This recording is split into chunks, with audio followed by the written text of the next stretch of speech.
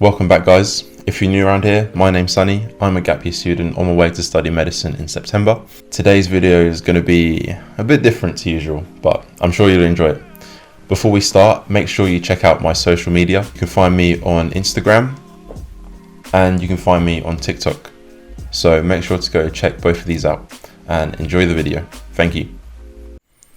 The definition of ambition is the intention to achieve something great in life. I believe individuals have no idea what they're capable of.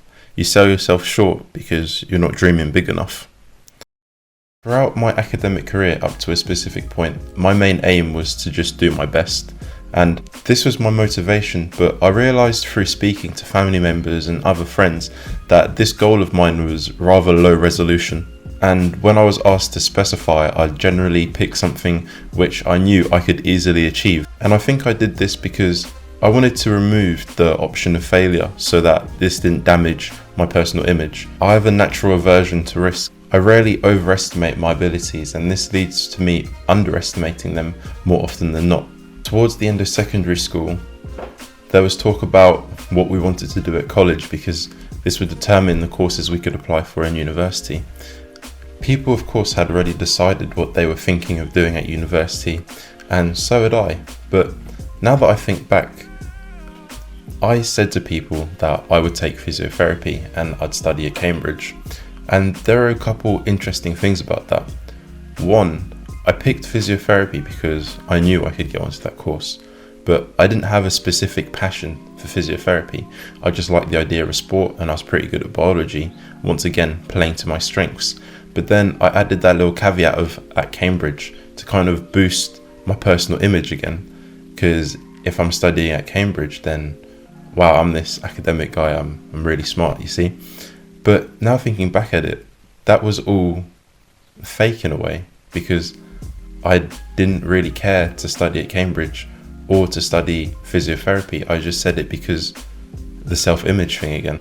The A-levels that I had picked to get onto that physiotherapy course were all A-levels which I found easy. I was sticking with biology and PE because I found those very easy, and then adding philosophy in there because, well, how hard could philosophy be? I was thinking to myself.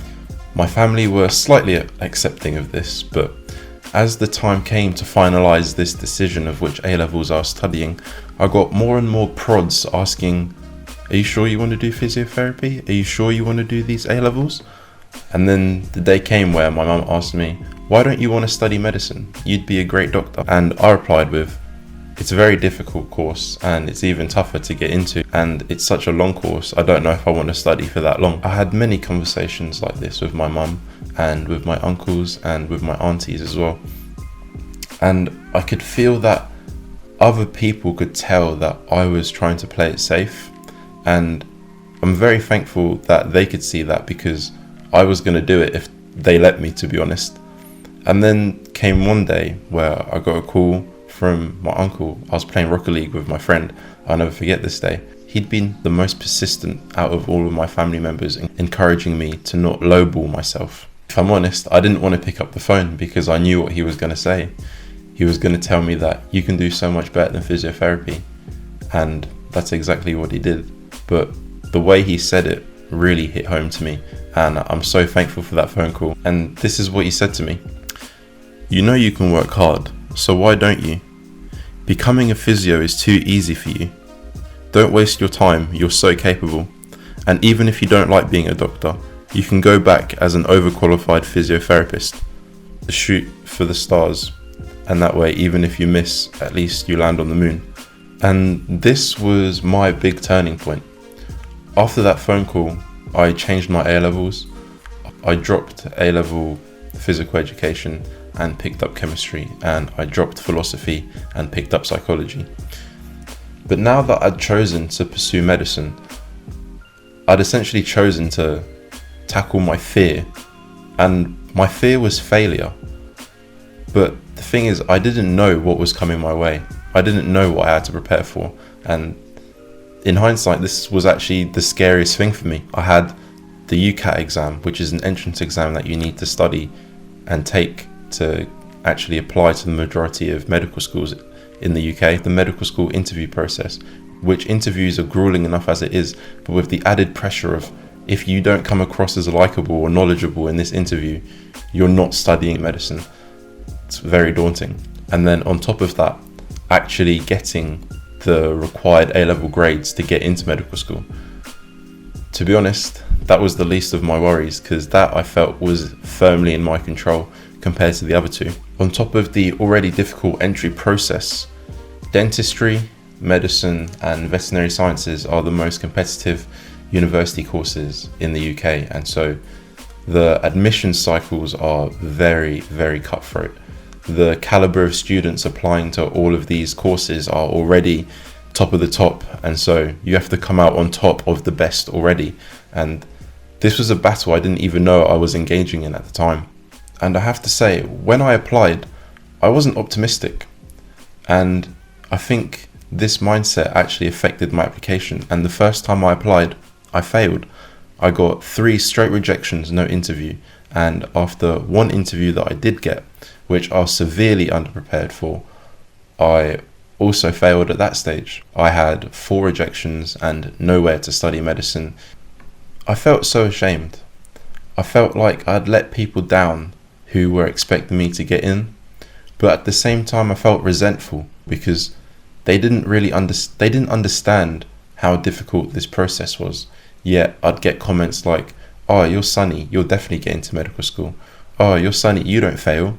And failure being my biggest fear at the time, having actually to go through this failure and then people underestimating the risk that I was taking, and that just made it hurt even more. I had a couple options. I could either apply again and take a gap year, or I can take the easy way out. My predicted grades were high enough so I could get onto almost any other science-based course in the UK. And I had a few offers from other universities which were actually offering places on their courses for things such as biomedical sciences, genetic medicine, pharmacology, chemistry. I took a month to really analyze what went wrong in my application, but as well how I was thinking and feeling about what I'm going to do next. And a couple things that I realized. One, my mindset was completely wrong. From the second I sat down to sit my entrance exam, I was thinking negatively, and this definitely impacted my application throughout. And secondly, to my surprise, through doing all this research into medicine and what this career path could get to, because where this career path could lead me, I realized I really liked the idea of studying medicine. From the course all the way through the different branches of medicine and the interesting innovations that's happening within the field, as well as the amazing people that you work with day in and day out. And that's when I realized I wanted to study medicine. It wasn't so much so that I was convinced to because I was selling myself short if not, but now I wanted to study medicine. And that shift was monumental. That changed everything.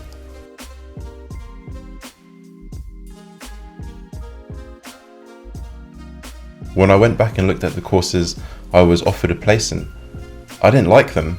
They didn't look interesting. They looked boring. They looked like they had no progression. But in medicine, the world was my oyster as long as I worked hard. And after experiencing this failure, for some reason, I actually felt more energized. I felt more vigor. I wanted to do better, and I had a reason to, and I had something to aim at. And this relates to the quote at the beginning. Chasing a goal which had already knocked me down was already a giant compared to me, but I wanted to do it. And this gave me so much energy and drive to do better that you actually could not say I was the same candidate compared to my second attempt and my first attempt. I decided to reject all the offers I was given and focus on my A-levels to make sure that I had the A-levels in place for when I applied to medicine again. There's nothing else to focus on but the entrance exam and the interview process, and I was off. I knew exactly where the gaps were in my application last year, and I had every intention in plugging every single one of them. In the end of my A-levels, I achieved A-star AA, which meant I could get into any medical school in the country. So that box ticked. Next came the entrance exam. Last time I came in the bottom 30% in the UK nationally, but this time I made the improvements and I came in the bottom 44%. Still bottom, but I made a significant enough improvement to give me a lot more options in the medical schools that I could apply to. And I made sure to apply a lot smarter this time to the medical schools which played to my strengths. And so the selection process was a lot better than before. I ended up getting 3 interviews off the back of my 4 options, whereas last year I only got 1. My only interview for last year's application cycle went terribly. I felt so anxious. I was shaking uncontrollably, and I'd never been that anxious before in my life. You can ask people, I'm not a particularly anxious person, but that one interview showed me exactly how uncomfortable I could become, and I said to myself, I never want to feel that uncomfortable again. So I prepared relentlessly for these interviews. I organised about 6 mock interviews in the end, and I practiced every day for hours, saw multiple questions. This time around, in my 3 interviews, I felt comfortable in all of them. I entered flow state in all of them. I had a good time in all of them. That was my real sign of growth. That there made me so proud of the hard work I'd put in, that doing well in those interviews, or feeling that those interviews went positively, honestly was more satisfying than actually getting the acceptance into medical school. I spoke with confidence, enthusiasm, and really let my charisma go through to my interviewers, and they felt it themselves. Out of the 3 interviews I had, 2 of them turned into unconditional offers to study medicine. One at Kent and Medway Medical School and the other at Sunderland. And the offer from Kent and Medway is actually so surprising because they were the most competitive medical school in this cycle. They had 1,700 applicants for only 100 spaces. That's nuts. 1 in 17, and I got an early offer at that. I felt so proud. I felt like all this hard work and determination paid off, all because I decided to actually take charge and pick something difficult to do that I actually wanted to do. It just shows you the power of putting your mind to something. No matter how difficult it is, you can do it. And especially after that crash and burn application in 2021, doing this well in my second application, it's filled me with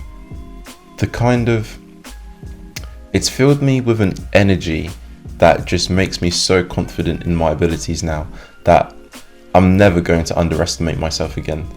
If anything, I'm more likely to overestimate my abilities now, but with that same realism in mind, I now know that I am capable of much more than I actually think. So I would definitely be going, and I am aiming for big things in my life now, and I never want to sell myself short now.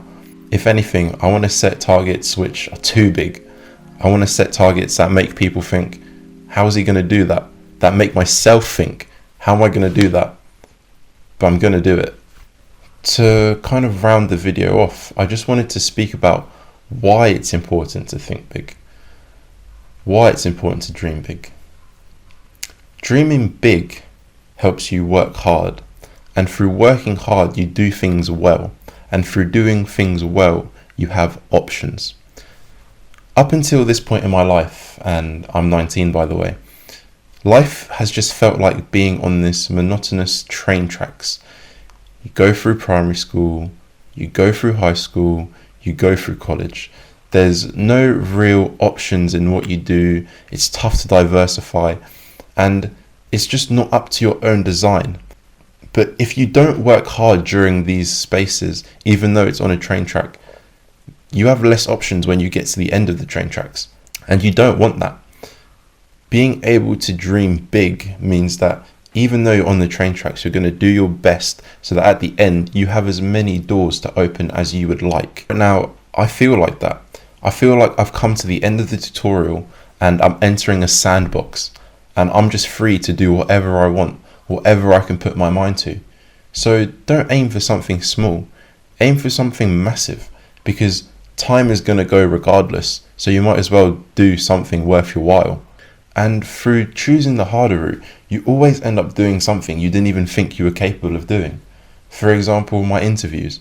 I never thought that I'd be that comfortable laughing, making jokes in my interviews with my interviewer, compared to when I look back at my first interview, where I was literally shaking in between changing stations because I was so nervous.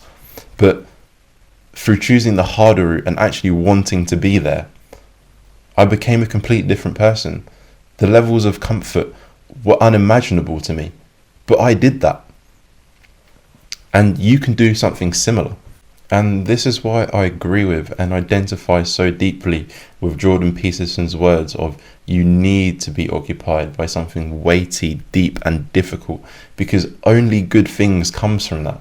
Only good things. Most of all, just make sure you're investing your time wisely, because the earlier you start and the more consistent you are, the more successful you'll be. I'm lucky that I was pushed in a good direction, and that at the beginning my motivation was just to do my best. But now it's bigger than that.